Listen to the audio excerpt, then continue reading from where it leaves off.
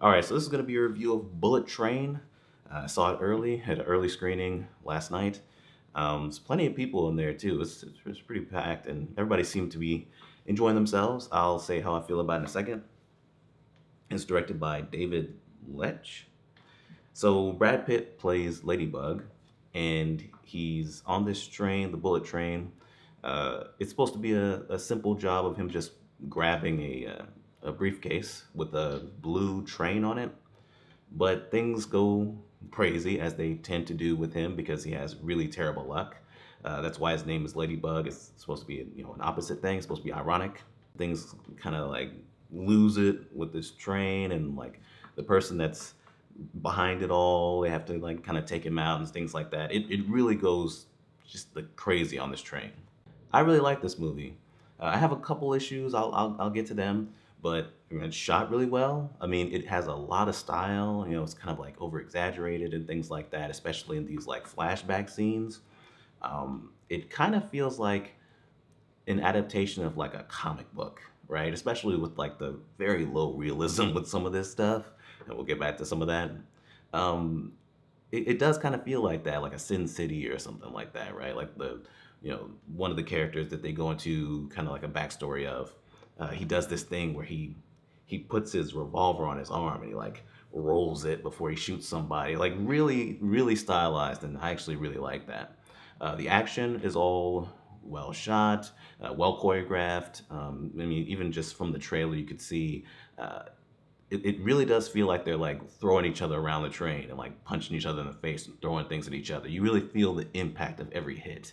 There's a lot of blood involved, like a lot, and that was really satisfying. The cast is, for the most part, great. It's really great performances by all of them, especially Brad Pitt as Ladybug. I mean, the dude is hilarious, right? Like he has this whole thing where he's trying to be zen because he's trying to like improve his luck and everything like that.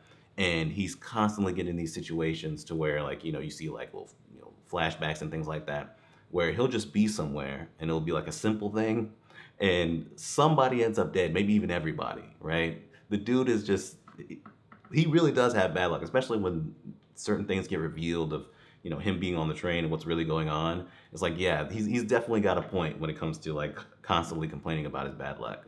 The character's really funny. I would like to see maybe a sequel with that character again because I really liked uh, all his interactions with the characters and things like that.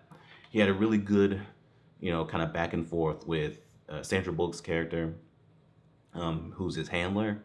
Uh, that really worked. I would like to kind of see those two again. Um, Aaron Taylor Johnson and Brian Tyree Henry, they play Lemon and Tangerine, and they have a good dynamic. Some of their dialogue isn't that great, and we'll get back to that, but there were some emotional scenes with them that actually kind of worked. I mean, the movie is mostly comedic and over the top, so every now and then there's a scene where it's like, hey, I can actually like legitimately feel this right now, instead of it just kind of being like, just all about fun really for most of it.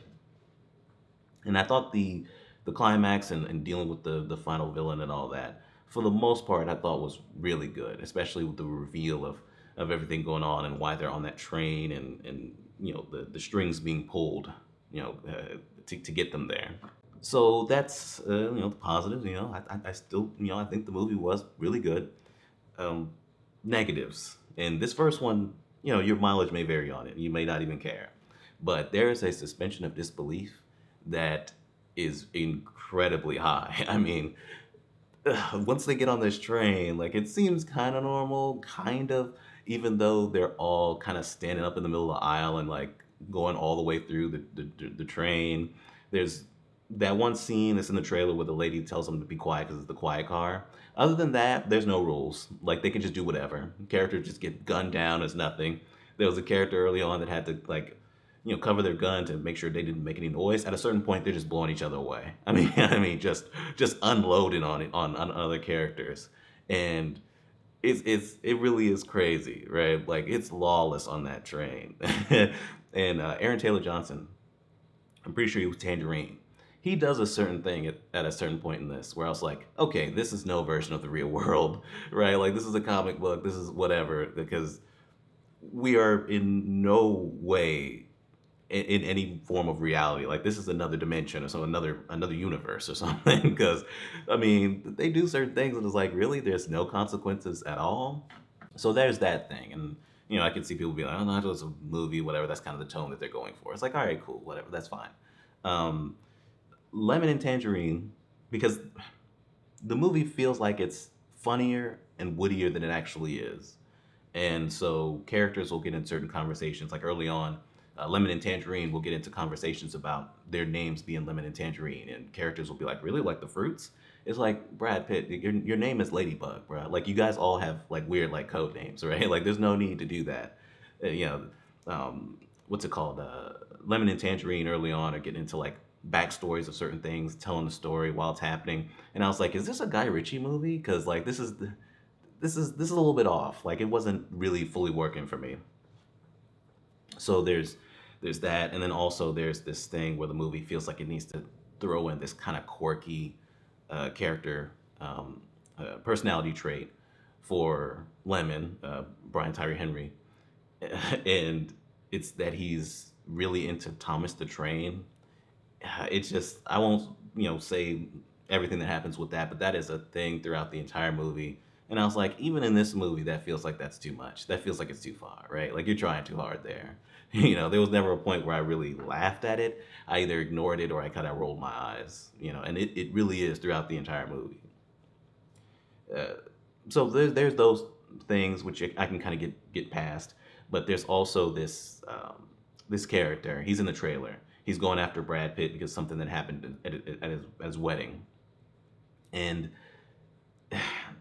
the character is a little too much to the point where he feels like a caricature for one, but and also his character didn't really make sense. Like when with a certain thing that gets revealed, it's like, why was he trying to kill Brad Pitt? It doesn't really fully make sense.